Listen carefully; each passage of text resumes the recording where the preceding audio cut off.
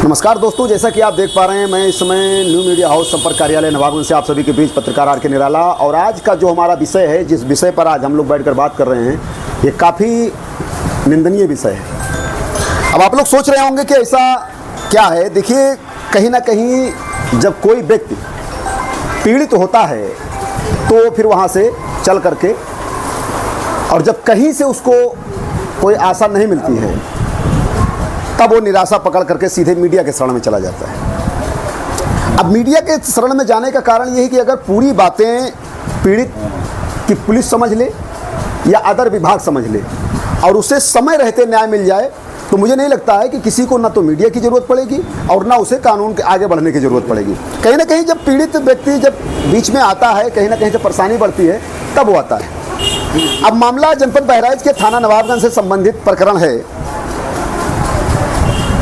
एक बच्ची को लेकर के इस मामले की शुरुआत होती है।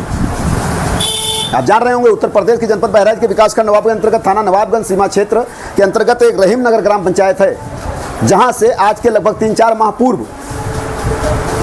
की घटना है।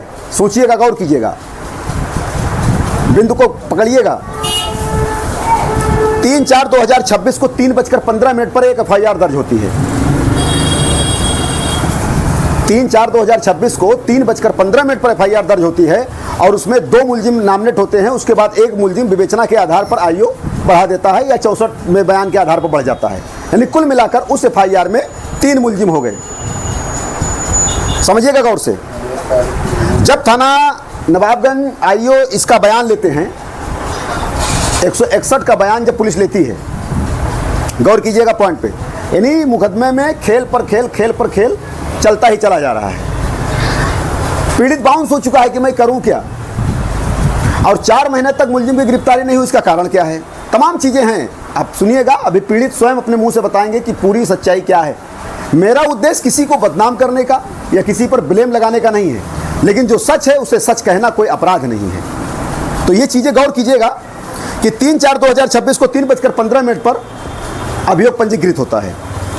पुलिस 161 यानी जो BNS की धारा, इस समय जो BNS की धारा जो परिवर्तन हुआ है 180, वो जब कोर्ट पहुंचता है, 161 के बाद जब महिला कोर्ट पहुंचती है और 164 का बयान कराती है, जो BNS की धारा 183 है, उस आधार पर एक मुलजिम का नाम बढ़ जाता है और तीनों मुलजिम की गिरफ्तारी बन जाती है। जब 64 का बयान आता है सामने, उसका अवलोकन होता है, तो तीनों की गिरफ्तारी बन जाती है। अब आखिर उन तीनों की गिरफ्तारी पिछले 4 महीने में क्यों नहीं की गई? क्या मजबूरी पुलिस के पास है? ये पुलिस से जब पीड़ित परिवार मिलता है तो पुलिस क्या जवाब देती है, ये पीड़ित परिवार स्पष्ट करेगा। गौर कीजिएगा। दूसरी बात, अभी जानकारी प्राप्त हुई है पीड़ित के द्वारा कि आप जब हम पुलिस से संपर्क करते हैं तो उनका कहना है कि कुछ लोग उसमें से न्यायालय की शरण में चले गए। ठीक है, न्यायालय का सम्मान आप भी करते हैं और न्यायालय का सम्मान मैं भी करता हूं, लेकिन न्यायालय तक जाने की मोहलत उनको किसने दी? आज 4 महीना लगभग हो गया है। न्यायालय मान लीजिए 10 दिन पहले गए होंगे, 15 दिन पहले गए होंगे, या 1 माह पहले गए होंगे, या 1.5 माह पहले गए होंगे। एक एप्लीकेशन अगर सादे कागज पर लिखकर थाना नवाबगंज को सौंप दिया जाए तो पुलिस 3 घंटे के अंदर जिंदा या मुर्दा लाके हाजिर कर देती है। और यहां इतना बड़ा क्राइम है। धारा 376, मैं पूर्व धारा की बात कर रहा हूं, धारा 376 एक आपराधिक प्रकरण है जो गैर जमानती अपराध है। उसमें एक खेल चल रहा है। तीनों में 2 पक्ष न्यायालय की शरण में अभी जा चुके हैं जल्दी, और एक पक्ष गया कि नहीं गया उसकी कोई सटीक जानकारी नहीं है। उनके चंगुल से महिला को तो आजाद करा दिया गया, बयान के बाद परिवारजन को भी सौंप दिया गया, लेकिन अब उस पर आगे उनकी गिरफ्तारी क्यों नहीं बन पा रही है? आखिर कौन सी अड़चने आज नहीं? अभी मैंने इस मामले में, जो हाईकोर्ट में मामला विचाराधीन है, मैंने अधिवक्ता से भी बात की। मेरी दूरभाष पर उनसे बातचीत हुई तो उनके द्वारा यह बताया गया है कि उन्होंने अपनी बात रखी न्यायालय में, जिसका मैं अपेयर होकर के अपनी बात रखा। न्यायालय ने ना तो कहा कि आपको कोई गिरफ्तार नहीं कर सकता है, और ना न्यायालय ने कहा कि आपको कोई गिरफ्तार कर सकता है। यानी न्यायालय अभी अपनी जगह पर अपना काम कर रही है और पुलिस अपनी जगह पे काम कर रही है। तो पुलिस अगर अपनी जगह पे काम कर रही है तो उनकी गिरफ्तारी हो सकती है, ऐसा हाईकोर्ट के अधिवक्ता का कहना है। कि अभी हाईकोर्ट ने ऐसा कोई डायरेक्शन नहीं दिया है कि पुलिस के हाथ पैर बंध गए हैं। अगर पुलिस चाहे तो हाईकोर्ट का ऐसा कोई निर्देश नहीं कि भी आप गिरफ्तार नहीं कर सकते, आप गिरफ्तार कर सकते हैं। खैर चलिए, दो लोग जो न्यायालय में विचाराधीन प्रकरण में व्यस्त हैं वो तो एक अलग की बात है। अब बात आती है जो थर्ड पर्सन है जो आउट ऑफ स्टेट का है, तो आउट ऑफ स्टेट वाले की गिरफ्तारी क्यों नहीं बन पा रही है, उसमें पुलिस क्या कर रही है, ये भी अपने आप में सवाल है। तो सबसे बड़ी बात आती है कि जब ये आए, इसमें 3 नामनेट मुलजिम किए गए। तीनों मुलजिम को मैं बता दूं, एक तो आए मोहम्मद रबी, और दूसरे आए जलाल साहब, और तीसरे आए मौलाना इश्तियाक। ये 3 नामनेट मुलजिम हैं। मुस्लिम समुदाय से संबंधित प्रकरण है और मौलाना इश्तियाक इसमें इन्वॉल्व है। पीड़ित के कहने के अनुसार FIR विवेचना 64 का बयान के आधार पर उनका नाम भी संलग्न किया गया है, और अगर नाम संलग्न नहीं होता तो शायद वो न्यायालय की शरण में भी नहीं जाते। तो ये कहीं ना कहीं स्पष्ट हो चुका है कि वो इस मामले से बरी नहीं है, इस मामले से जुड़े हैं। तथ्य निकल कर क्या आएगा, न्यायालय क्या डिसीजन लेगी, वो तो एक अलग का विषय है। लेकिन इतना जरूर आशा किया जा रहा है कि गंभीर आपराधिक अभियोग में पंजीकृत हुआ है तो क्लीन चिट तो नहीं मिलेगी, जाना तो पड़ेगा। तो आखिर इतनी मेहरबानी क्यों? अब हम बात करेंगे चाचा, सबसे पहले तो आप दर्शकों को अपना नाम बताइए और कहां से हैं और कैसे घटना घटी, क्या पूरा खेल चल रहा है। दर्शक आपसे जानना चाहते हैं, प्रशासन आपसे जानना चाहती है। जी हाँ, हम रहीम नगर निवासी के रहने वाले हैं साहब, और मैं एक गरीब व्यक्ति हूँ क्योंकि हमारा कोई दूसरा चारा नहीं, बच्चे अपना कर खा रहे हैं। राइस रवि, जिसका रवि नाम है, हम लोगों को नहीं पता। रवि कहाँ रहता है? रवि वही हमारे सामने रहता है, घर के सामने। अच्छा। तो अब हम लोगों को पता नहीं, हम लोगों को साहब अगर कोई कुछ कहे ना तो हम तो अपना बाप मानते हैं, अपना भगवान मानते हैं, सब कुछ मानते हैं। अगर हमसे ना कोई बोले तो हमसे कोई मतलब नहीं। मुकदमा लिखा है कितने दिन हो गया? मुकदमा लिखाने अब हम बता नहीं पाएंगे, कुछ दिन हुआ, काफ़ी दिन हुआ। नहीं, 3/4/26 की डेट FIR में पड़ी हुई है, तो 3-4 लगभग 4 महीना हो गया। हाँ, तो इसमें अभी आप लोगों ने जब पुलिस से मुलाकात की गिरफ्तारी को लेकर, तो पुलिस ने क्या कहा? हाँ, मुलाकात करने गए तो हमको भगा दिया। तुम यहाँ क्या करने आए हो, तुम्हारे घर नहीं है कोई? किसने भगा दिया आपको? पुलिस वालों ने भगाया। चलो जी, वो जब आएंगे तो देखा जाएगा। विडंबना है भारत देश की कि एक पीड़ित जब पुलिस के पास जाता है, अपनी बात रखने जाता है, तो उसको वहीं से भगा दिया जाता है। ये मैं नहीं कह रहा हूँ, मेरी बात सुनकर के प्रशासन अगर नाराज हो तो ये गलत है। पीड़ित कह रहा है कि मैं जो अपनी बात जानने जाता हूँ तो मुझे को भगा दिया जाता है। अब कहाँ तक सही है कहाँ तक गलत है ये तो प्रशासन ही जाने। उसके बाद में फिर हम अपनी बहू लेकर के मतलब वहाँ गए, हम गए और बहू भी गई। कई लोग बैठे थे बैठक में, और क्या नाम है, वो थानेदार भी था। तो जब 2-4 लोगों ने ओपन किया कि भाई आप आए क्यों आए हैं, तो हमने कहा कि भैया हम आए, हमारा ये मामला है। साहब के पास आए तो साहब बोले कि आए ये हुआ, तो इसमें हुआ क्या? अभी तक नहीं हुआ। अब बताओ, हम कुछ लिखा ही नहीं ना, आपने कुछ लिखा है कि हुआ क्या, अब हमको क्या पता। तब उसके दूसरे दिन जो है ये बात लिखी गई यहाँ बाहर बैठ करके। तो लिखा तो अपने आप से लिखा, अपने आप लिखा। क्या लिखा अब हमको नहीं पता, क्या हम तो पढ़े लिखे तो है नहीं, और थोड़ा बहुत मतलब जो जानते हैं तो हम आँख से कमज़ोर हैं, हम देख नहीं पाते हैं। तो चाहे जो लिख लें, कुछ लिख लें, अलिफ लिखें या बे लिखें, हमको नहीं पता सर। खैर लिखा, लिखे के बाद कहा कि अच्छा हाँ, तो दोनों का नाम हमको लिखना चाहिए, मियाँ बीवी का, तो हम कहाँ सर लिख लो। तो नाम लिखने पर वहाँ हमारे ग्राम पंचायत रहीम नगर का एक प्रधान भी खुद उसको जो है का नाम बता रहे हैं, यहाँ कह रहे हैं कि हम आ रहे हैं। और जब आने लगे तो फ़ोन कर दिए कि भाग ले वहाँ से। सर वो भाग जाता है, घर पे रुकते नहीं है, इसके बाद फिर घर रुकता है। डेली हमको दबिश देता है कि तुमको मार डालेंगे, ये कर देंगे, अगर सुलह नहीं हो गया, अगर सुलह नहीं होगा तुमको दुनिया में नहीं रहेंगे। अब बताइए सर, हम कहाँ रहे हैं आप लोगों के साथ? बताइए, हम बच्चे अपने बच्चे लेकर के हम कहाँ किस जगह जाए, आप बताइए पहला। नहीं, परेशान मत होइए, देखिए न्याय होगा, न्याय तो होकर के रहेगा। हम लोग न्याय के लिए गए थे आपके पास, गए आपके लिए अपना जान देने के, जो आप बैठे सुन रहे हैं, कुछ नहीं कह रहे हैं। न्याय होगा आपके साथ। अब वो थानेदार जो था वो तो बदल गया, अब दूसरा आ गया। तो आजकल वो भी उसी रोशनी से लिखे हुए हैं। मेरे को समझ में नहीं आ रहा है कि किनके में किनकी कैसी रोशनी है। इस मुद्दे पर चाचा हम थोड़ा सा आपके लड़के से भी बात करना चाहेंगे।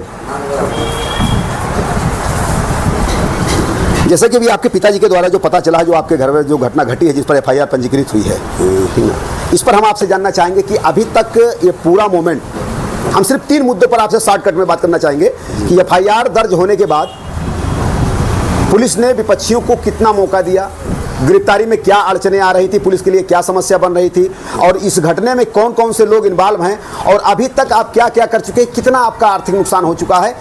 इन चीज़ों से, इन्हीं 3 मुद्दों पर हम आपसे बात करने का प्रयास करेंगे। जैसे आप ये सुना जाए कि जैसे 30 मार्च को लड़की गायब हुई, हम 30 मार्च को माननीय प्रधान जी को बुलाए अपने घर पे। हमारा हालत ख़राब था, हम रो रहे थे, चिल्ला रहे थे। और जब प्रधान जी आए उसके बाद में अर्जुन भैया, अमित भैया के घर पर बुलाया, अर्जुन सिपाही, अर्जुन दीवान, अमित सिपाही, दोनों के जब घरे बुलाए उन लोग आए, अपन बातचीत हुआ, फिर चले आए। फिर 31 मार्च को हम लोग वापस आए तो वहाँ पे एक रिपोर्ट लिखा गया गुमशुदगी। भाई हम पीड़ित, हमको दुनियादारी मालूम नहीं है। उन्होंने एक गुमशुदगी लिखा, लिखने के बाद में घर भेज दिए। अब मेरा दिमाग मचल रहा था, दिमाग चला रहा था, उतने में ऐसे ऐसे बातें करते करते करते करते मुझे डाउट हो गया मोहम्मद रबी के ऊपर। फिर मैं आया थाने में 1 तारीख को, अर्जुन को और अमित को, दोनों जन को लेके जाके सामने सामने हैंड टू हैंड मोहम्मद रबी को पकड़वाया, कॉल करते हुए लड़की के पास में। फिर जब उन्होंने पकड़ा, उसका मोबाइल चेक किया, वहाँ पे 1-2 हाथ उसको मारे, उसको बिठा कर लेके आए। फिर मैंने रबी के बाप को बुलवाया, उनका भी मैंने हाथ पैर जोड़ा, पूरे गांव के अंदर भी हाथ पांव जोड़ा कि भैया गांव घर का मामला है, आप लोग आपस में बैठ के सुलझा लीजिए, जो भी जिसको जैसा मालूम है वो वैसा कर दीजिए। तो पूरा गांव यही बोलता था कि भैया उसने गलती किया है, वो मुजरिम है, उसको सज़ा मिलना चाहिए। और मैंने रबी के बाप का भी हाथ जोड़ा कि यार, उनका नाम है अली हुसैन, कि यार अली हुसैन दादा तुम अपने लड़का के डांट दो, समझा दो, जो भी जानता हो बता दे और वो बरी हो जाए।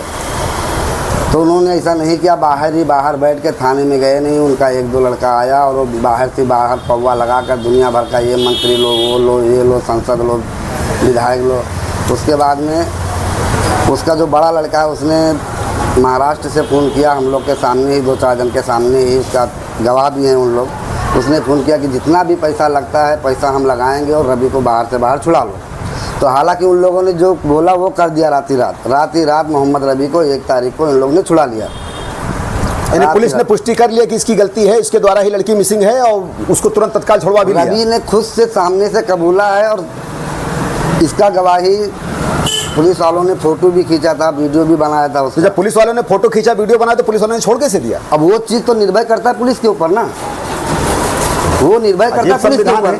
जब पुलिस किसी बात की पुष्टि कर लेती है आपके कहने के अनुसार, जब उन्होंने फोटो ले लिया, वीडियो बना लिया, ये बात सिद्ध हो गई, तो छोड़ने का तो मतलब ही नहीं बनता था। अब भाई वो चीज़ आप पुलिस से पूछिए ना, वो चीज़ के बारे में हमको क्या मालूम। हमारा जो काम था, हमको जो डर था वो हमने पकड़ा कर दिया। पकड़ने के बावजूद भी इन लोगों ने बिठाया और छोड़ दिया। मेरा दरखास्त लिखा गया 31 मार्च को और 3 अप्रैल को जाके इन लोग ने मेरा मुकदमा लिखा। 3 दिन तक मुझे ऐसे इधर से उधर घुमाए। बताओ, इस 3 दिन तक लेट कर दिए। 3/4/2026 3:15 पर आपका FIR दर्ज हुआ है, जबकि मेरा FIR होना चाहिए था 31 मार्च को, 24 घंटे के अंदर। यहाँ पे भी इन लोगों ने FIR दर्ज करने में भी 4 दिन पुलिस ने 61-62 खेला इधर से उधर। उसमें भी हमको चूतिया बनाया गया। उसके बाद में भी जब उन लोग को लगा, तो अब जो भी किए हो, जैसे भी किए हो, हमने एक आदमी से फ़ोन भी करवाया SO के पास में, तो हैंड फ्री, मैं उसका नाम नहीं लेना चाह रहा हूँ, नहीं ठीक है, वो व्यक्ति का जो भी है, वो हैंड फ्री करके कॉल किया SO को रात को 11 बजे 1 तारीख को, 1 अप्रैल को रात को 11 बजे उसने फ़ोन किया कि सर इसमें क्या होना चाहिए। तो SO रमाकांत यादव बोलते हैं कि यार हम इसमें क्या कर सकते हैं, संसद का बहुत दबाव है। ये मेरे आँख पर देखी, कान का सुना, मेरे सामने की बात है कि एक लड़की मिस हो जाती है कि कोई लेकर चला जाता है, चाहे लड़की की गलती है, कैसे है, वो अभी बातें कोर्ट के अंदर में हैं, लेकिन जब तक उसकी रिकवरी ना हो जाए, जब तक कोई बात ना बन जाए और पुलिस ये कह दे कि सांसद का दबाव है मेरे ऊपर, कितनी अशोभनीय बात है। एक कितनी टाइम उन लोगों ने यही कहा कि भाई हमारे ऊपर प्रेशर है, हम क्या कर सकते हैं। मैंने गुहार लगाया सबको कि भाई मुजरिम को ना छोड़ा जाए, हमारा मुकदमा लिखा जाए, उसको जेल भेजा जाए। तो पुलिस वहाँ पर बोलती है कि अरे वो अभी तक मुजरिम नहीं हुआ है, जब लड़की वापस आएगी, जब वो 64 में गवाही देगी, तब जाकर वो रवि मुजरिम बनेगा। तो जब 64 में लड़की ने गवाही दे दिया, मुजरिम बन गया, उसके बाद भी तो पुलिस ने गिरफ्तार नहीं किया। वही चीज़ तो, यही तो सवाल है भाई। पहले आपने कहा वो आ जाए, जब बयान दे दे, बयान में मुलजिम बनेगा तो गिरफ्तारी होगी। अभी वो बयान में मुलजिम बन चुका है तो भी गिरफ्तारी नहीं है। अब लड़के ने खुद से कबूला था कि हाँ मैंने जाके झिंगा घाट पे उसको छोड़ा है, तो क्या वो मुलजिम नहीं बना? अब विशेष बात मैं पुलिस से जानना चाहूंगा भाई कि जैसे अगर मान लीजिए लड़के ने बयान दे दिया कि मैंने झिंगा घाट तक पहुंचाया है लड़की को, तो क्या वो अपराधी नहीं है, इस षड्यंत्र में वो शामिल नहीं है? फिर भी इतना जब स्पष्ट हो गया तो उसके बाद भी आप बयान लेंगे कि लड़की आएगी फिर बयान देगी तब ये होगा। तो हमने वहाँ पे माना चलो ठीक है, लड़की आने तो हमको चूतिया बनाए, जो भी जोर दबाव जैसे भी, तो हम कहा ठीक है चलो लड़की को पकड़ा। फिर हमने ऑनलाइन FIR किया माननीय कप्तान के पास, IG DIG के पास, महिला आयोग में माननीय मुख्यमंत्री जी के पास में, फिर उसके बाद में पुलिस में थोड़ा हलचल मची। तो अभी 1-2 दिन में पुलिस से जब आपकी मुलाकात हुई तो पुलिस का क्या डिसीजन है, अभी क्या है? अभी 1-2 दिन में मुझे एकदम रवैया एकदम चेंज लग रही है। इस तरीके से चेंज लग रही है, जब हम पुलिस के पास जा रहे हैं तो पुलिस वहाँ पर बोल रही है अरे उसने तो हाई कोर्ट में अपना अपील डाला है, याचिका डाली है उसने अपने अग्रिम जमानत के लिए, हम उसको अभी नहीं पकड़ सकते हैं। तो हमारा बोलना ये है कि जैसे जो अगर तुम उसको क्यों नहीं पकड़ सकते हो, अभी जो देखा जाए उसको ना पकड़ने का नहीं। अभी आपके हाईकोर्ट के अधिवक्ता से मेरी बातचीत हुई है। हाँ। जो उन्होंने डाला है, जो आपके तरफ से इधर अपेयर हुए हैं एडवोकेट महोदय, हाँ। उनके द्वारा ये बताया गया कि अभी कोई दिशा निर्देश जारी नहीं हुआ है। तो वो चीज़ मैंने पुलिस को भी बोला कि भाई यहाँ पे क्या हो रहा है, कैसे हो रहा है, क्यों नहीं पकड़ा जा रहा है। जो हाई कोर्ट का कोई रीड आई हो, हाई कोर्ट का कुछ ऐसा आया हो पेपर, तो आप बताइए। उसके संबंधित उन्होंने मुझे कुछ नहीं बताया। अभी तक कितना, मतलब कितना नुकसान हो चुका होगा आपका, क्या मानते हैं? अभी तक तो भैया मेरा 3,35,000 रुपया तक मेरा बर्बाद हुआ। 80-90 हज़ार रुपया तो सिर्फ मेरा बेंगलोर आने जाने में, पुलिस का खर्चा उठाने में मेरा लगा। पुलिस का खर्चा उठाने में आपका 80,000 चला गया? तो 80-90 भाई 45,000 रुपया हमने गाड़ी भाड़ा भरा, फिर उनका रूम का रेंट, फिर उनका खाना, उनका दही लस्सी छाछ, उनका चाय, दुनिया भर का करते हुए। अजीब विडंबना है भारत की कि अगले की लड़की गायब हो गई है, उसके रिकवर करने में दही लस्सी छाछ का प्रयोग होता है।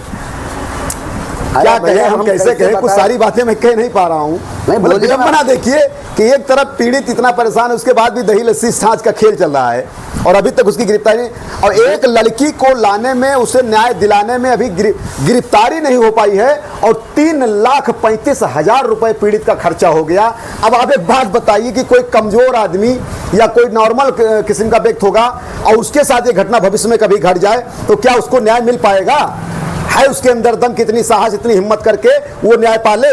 3,35,000 इस मामले में इन्होंने खर्चा कर दिया पुलिस पर, न्याय पर, कानून पर, इनके कथनानुसार, और अभी तक किसी की गिरफ्तारी नहीं, न्याय का कुछ अता पता नहीं, भविष्य में क्या होगा उसकी कोई जानकारी नहीं।